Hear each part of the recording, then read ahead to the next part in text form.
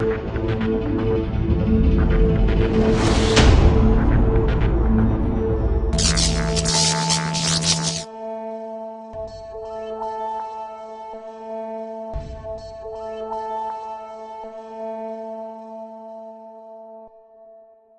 a lot of, missed opportunities, learning, fumbling. Who do you deal with? So, and it's still a challenge, right? And who do you talk to? How do you close a deal around those folks? There's a lot of moving parts to this stuff. So to me, it's still a learning curve as to how to best sell this. So looking forward to learning more. Well, you probably got a lot to bring to the table about the 800-pound gorilla that you got closed. Yeah. So yeah, and it's a learning process. I think part of that got closed from earlier failures, and some ones that we didn't close that I learned. Okay, we need to look at it from in this room as a frontline salespeople is to sell from our what our core competencies are. Are we a equipment vendor? We can sell from that perspective. Are we the agent? And we've been always going in selling multiple carriers. You don't stop that process. Get to know the matrix, get to know a few others that you feel comfortable to go and say, here's the 3, let's talk about it. To go in there with your good vendor list, which is what we've been doing with telecom people for all these years. And so just working from that same angle.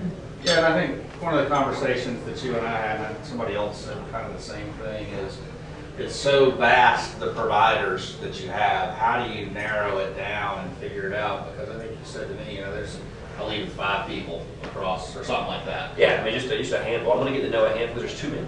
And so I'm going to get to know a handful that I can understand y'all's business and what you guys do and get comfortable with. Well, you really need to get to know, to your point, more than one. Because I think what you've done on all the deals you brought us into is they wanted 2 or 3 vendors.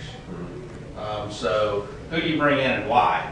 Because it's your relationship. You really are the person they're trusting to go out there and have vetted it. But to know, we can talk about some of the others because we each kind of have our little silo where we fit. Our circles cross, and we kind of do the same things. With approach is a little bit different. I think the key here is it's like trying to take a sip of water out of a fire hose.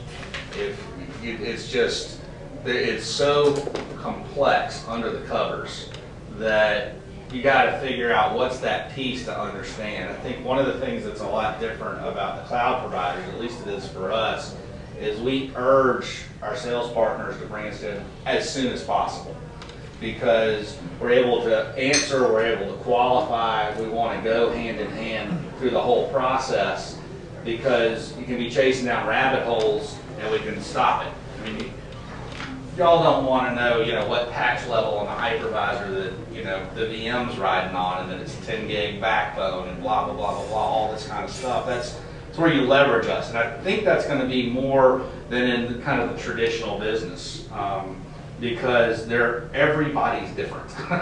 and I think as we kick into this, I always say, every company is about 80% the same when it comes to technology. They're running servers, they've got a network, they've got some kind of LAN, they have some kind of LAN, and then it's that 20% that makes or break whether you're going to have a good product, whether you have a product to sell, whether the project works well, asking all the questions up front and that kind of thing. So every one of these is custom.